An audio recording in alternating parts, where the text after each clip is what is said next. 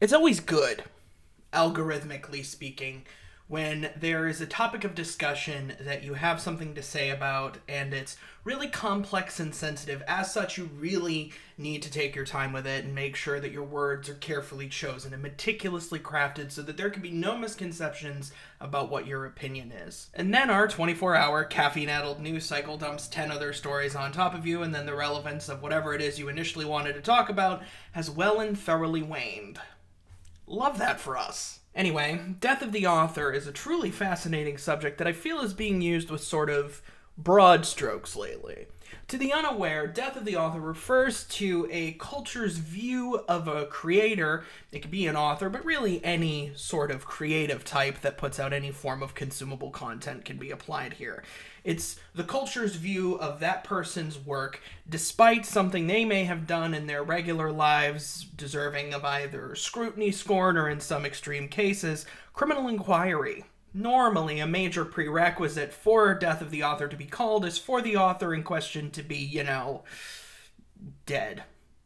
A great example of this is the King of Cthulhu himself, Howard Powered Love Coward. Known for his moody New England settings, his memorable and frightening monsters, and being a virulent racist, naming his cat a slur, giving his monsters fish-like tendencies because he hated seafood. That's not as bad as those other two things, but it isn't great. And we call death of the author on old HP because we can acknowledge and accept the bad things about him and the bad things about him that crept into his work, but we can still read them now because he is well and thoroughly not alive to profit off it anymore. We're essentially talking about an extreme case of the separating the art from the artist argument. The death part is negotiable, I guess. You see, we as people are very attached to the things that we like, and we get very upset when those things are criticized for reasons either fair or superfluous. Sometimes this can manifest in amusing ways, like, don't criticize Mass Effect 2 for the gratuitous butt shots of Miranda. They're symbolic for her constant struggle to be perfect. Sometimes it can manifest in downright negligent ways. I don't care what Woody Allen may have done. It doesn't affect how I feel about Midnight in Paris. We're talking about the court of public opinion, and the wonderful thing about the court of public opinion is that every member of the public has a different threshold for what they deem as behavior too egregious to stop interacting with a creator's work. A personal anecdote, for an example. There's a creator whose work I follow that I've admired over the years who said some problematic things not too long ago and got rightfully called out for it. The creator then had a not great response to it initially, but I personally didn't call upon death of the author. One, because they're alive, but we're splitting hairs. But I didn't call it personally because I felt this creator's track record of making up for and apologizing for previous wrongs was generally good enough to continue following and support. And yes, I am being purposefully coy about who it is. I'm saying all of this because when it comes to shitty beliefs or saying something shitty, everyone is different in when they deem enough is enough to stop support. Or when looking the other way is just easier because deciphering every individual person on a project's personal history and political beliefs on every major issue is time-consuming and difficult, and sometimes you just want to enjoy the song on the radio. Things do get different, however, when we're not talking about a bad opinion or a spicy political take, although those can get pretty egregious. Just ask the guy from Stained or Jokey Cokey Rowley and all of her wizard friends. But those are peanuts in comparison to when an author or creator commits a crime. Before we go any further, I'm about to jump cut to something, and I want to preface it. My manga collection isn't huge in comparison to other fans of the medium who have massive collections of manga. Tankobon volumes can get really expensive, and when it comes to collecting physical media, I like them, but my kryptonite is video games. Also expensive, yes, I know, don't call me out on it. But because of how much there is, and how much space it takes up, and how expensive it can get, I've never been really upset at not having completed series of manga. But there is still a nagging part of my brain that is irked by not having all of the volumes just there and in order.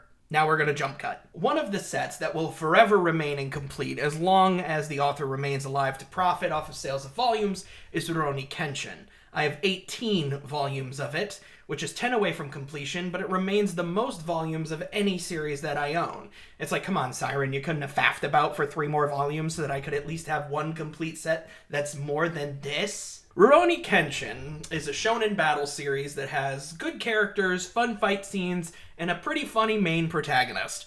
The first volume of Rurouni Kenshin was the first tankobon volume I ever owned. My manga collection started with the first volume of Rurouni Kenshin, and it shaped a lot of who I was for a long period. There is a non-zero amount of time where my genuine response of surprise to things was Oro. That is true. What's also true is that Rurouni Kenshin was created by a man named Nobuhiro Nishiwaki, aka Nobuhiro Watsuki. In 2017, Watsuki was arrested for being in possession of multiple DVDs of girls under the age of 18. Porn. He had porn. And he had so much of it, in fact, that he'd collected over the years that the police, when they arrested him, thought he had intent to distribute. So that's fucking great. In 2018, Watsuki paid a fine of $200,000, which may sound like a lot, but we're talking yen. In US dollary dues, it equates to a little over $1,700. So for the equivalent of what I would pay for my car over the course of 6 months, Watsuki avoided jail for being in possession of CP. And I hate that. I hate all of this. I hate talking about it. Watsuki's a gross piece of shit in my opinion, and I would be content to never speak of him or his series ever again, because after his arrest, it should have been dropped everywhere entirely. If he had wanted to make it on his own time and distribute via his own means, that would be his prerogative. But that isn't what happened. The arc that he was working on for Rurouni Kenshin was postponed briefly, and it was just recently announced that the series was going to be getting a new anime adaptation. Thankfully, I have curated a decent enough social media following to where the people I saw reacting to this were just as disgusted by it as I was. Still, some arguments I'm not a fan of managed to slip their way through the cracks. One such argument was that it shouldn't be a big deal because he paid his debts to society. Watsuki admitted his wrongdoing and said he was going to be a good little boy in the future. He also said that he liked looking at middle school girls naked, but who's counting? Now, in the eyes of Japanese law, that is correct. Watsuki did pay a fine, and that's why he's not in a jail cell as I make this video. However, we're not talking about law, are we? We're talking about whether or not his behavior should have his work disbarred from being distributed by major animation studios, publishers, and various money machines. This is going to line his pockets, and that's what folks are taking issue with. And to bring it all full circle, some folks are arguing in favor of death of the author. Separate what Watsuki did from his work. After all, the likes of Kenshin Himura, Sosuke Sagara, Kami Akaru, and the followers of Hiten Mitsurugi Ryu, the swordsmanship that gives life, would never do any of the despicable things that their creator is responsible for. And that's true, and I think kind of makes it worse. That a man so monstrous could create something that has as many wholesome elements in it as Rurouni Kenshin. But ultimately, the people who make the decisions to create these new adaptations and new arcs of series are capitalists. The crimes of Nobuhiro Watsuki don't really concern them because in their minds, a Kenshin reboot's gonna fill the coffers quite nicely.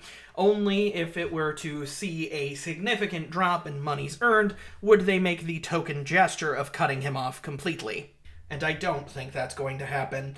I think that Kenshin is enough of a name where hype is going to be generated at the prospect of its return, but I won't be among those people generating that hype. As much as the series is meant to me, and as much as it is meant to my love of the medium, people's well-being means a lot more. So the short version is fuck Watsuki, and fuck this new Rurouni Kenshin adaptation. Thanks.